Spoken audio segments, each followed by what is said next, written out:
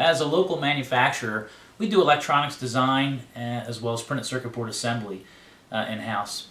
One thing that I've noticed is that in this particular area, and I believe that within the United States we have a significant lack of skilled workers. So as a company that's never done an apprenticeship, it's very intriguing to me, and it should be intriguing to other manufacturers, that if we can get young people and just people who are interested in a trade in general to be able to get the skills that they need when they walk into the door to be able to then grow with your organization, there's a beauty to have that type of resource available.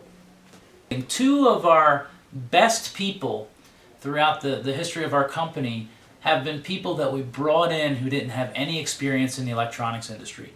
But they were driven, they had a good attitude, and they wanted to be able to do something. One fellow worked at Acme in the overnight shift, another guy was just getting out of high school. Both of these guys came in with the drive and we taught them. They would have been able to excel a lot further quicker if they had that particular skill set taught to them by our local schools and organizations. So that's really where we need to focus our time, and as manufacturers we all need to come together to push this mission forward. Well, I think apprenticeship programs have a value. I believe that they need to be installed in a new way. The older way of having anywhere from 4,000 to 8,000 hours worth of time is still something that we have to correct. We have to get into a position where it's a shorter time, that we can hit a myriad of people, because now it's not just a matter of hitting young people coming into the businesses, it's a matter of hitting all ages. I absolutely feel that apprenticeships are important, and I can speak from personal experience at KBI. We recognize the importance of training in industry and have developed our own program. And I just wanted to share a couple basics that I feel are important to having a successful program that can help deliver important experienced labor to our industry that we so desperately need for our future. The first thing is we need to be able to attract talent. We need to be able to identify that talent. And I think it's important to have some kind of structured program for doing that. The next important thing is your own internal people and your workforce. We believe it's very important to put together a trainee together with a mentor, somebody that's been working for us and been in the industry for a minimum of 20 years.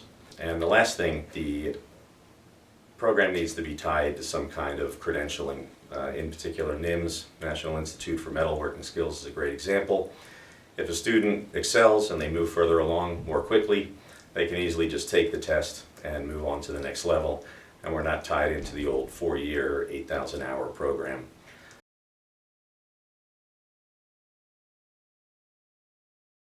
Funding is always an interesting topic. We always hope, and knock on wood, the state of Pennsylvania has been great. So, we're hoping the state of Pennsylvania is going to be great again and help our local areas, Bucks, Montgomery, and other counties here to be able to put these programs together. In-house, since we never had a formal apprenticeship program, we spent our own money to bring these two people that I had discussed up. So, ultimately, we're going to be looking to put our time in, but we're also going to be looking for the community and the state and federal to be able to help us in our mission as well. We need to keep manufacturing moving forward here in the United States. People say, how can we afford to train? And my response is, how can we afford not to?